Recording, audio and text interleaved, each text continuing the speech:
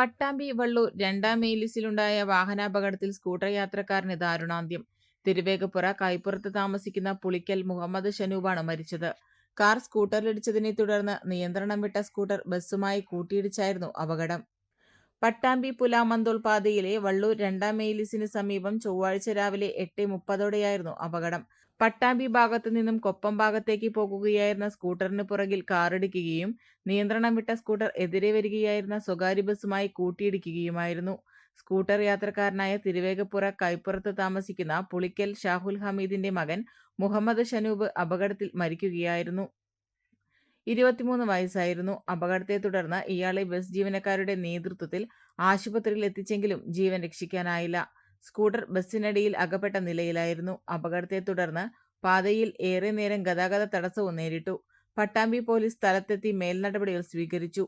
തൃശൂരിൽ ബേക്കറിയിൽ ജോലി ചെയ്തു വരികയായിരുന്നു മുഹമ്മദ് ഷനൂബ്.